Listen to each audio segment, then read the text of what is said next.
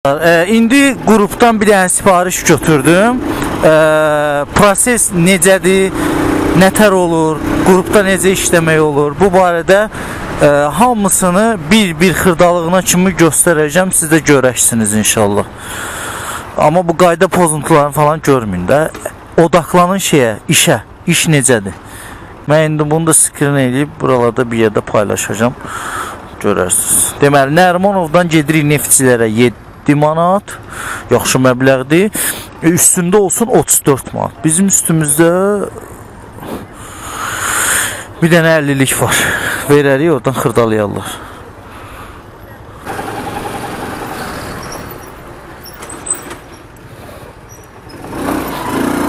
Obyekti burada qoyublar, mən nə var?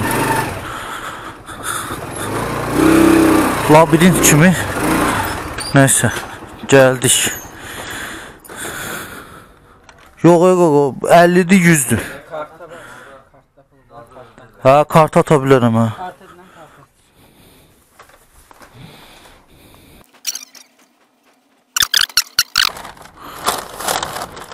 Buradan da suyu qoyaq. Suyun yanında çöplü sok da verirlər müştəriyə. Zordur. Buradan zakaz eləyəcəm. Restorana gedirsən, siparişi götürəndə pulu ödəyirsən, mütləq ödəməsən siparişi verməyəcəklərsə.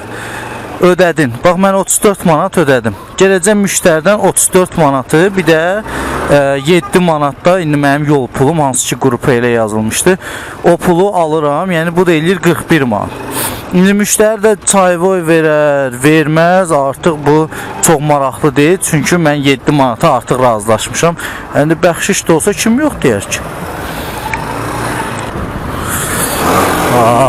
Təlimdə öyrəndiyimiz kimi, amma ki maşına girməmək şərti ilə.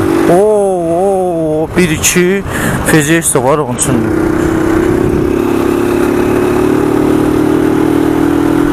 Bu Neftçilərdən ağarlar. Hay Hitler. Xanım, mən mərhəmin qabağındayam. Siz olduğunuz yeri deyin, ora gəlin, problem yoxdur, vaxtım azdır. MVD'nin altındakı bazar store deyirsiniz. Gəlirəm xanım, gəlirəm, ora gəlirəm, tanıyıram ora. Bəxşiş var burada, çox sağ olun, təşəkkür edirəm, o 1 manat qabaqdayım. Yəqin ki konumu səhv oldu, ya da mən bura sürdürdü deyə. Allah bərəkət versin. Deməli 34 manat kartı atdım, 41-42 aldım da, indi bəxşişim də var. Nə qədər eləyir? 6, 41, 7, 42, 8 manat. Əla 8 manat. Kast kamerası ilə çəkiliş edirəm. Hələ ki normal kamera yoxdur. İndi olanda ondan da çəkərik. Təxmini başa düşdünüz də, yəni nədən söhbət gedir? Buradan başlayırıq. Bir qrupdan sipariş götürmək üçün restorana yazırsınız. Restoran sizi qəbul eləsə, sizə konum atır. Siz gedirsiniz, konuma çatırsınız. 2. Restoran əvvəlcədən qrupda yazır ki, kuryerin üzərində bu qədər pul olsun. O pul mütləq sizin üzərinizdə olmalıdır. Olmadan restoranın yanına geçsəz, restoran sizdən pul tələb eləsə və siz desəz pulum yoxdur, siz ləğv eləyəcək, qrupa yenidən yazacaq, başqa kuryer tapacaq. Bəzən elə olur ki, restoranlar pul istəmir, hansı ki qrupa pul yazmırlar.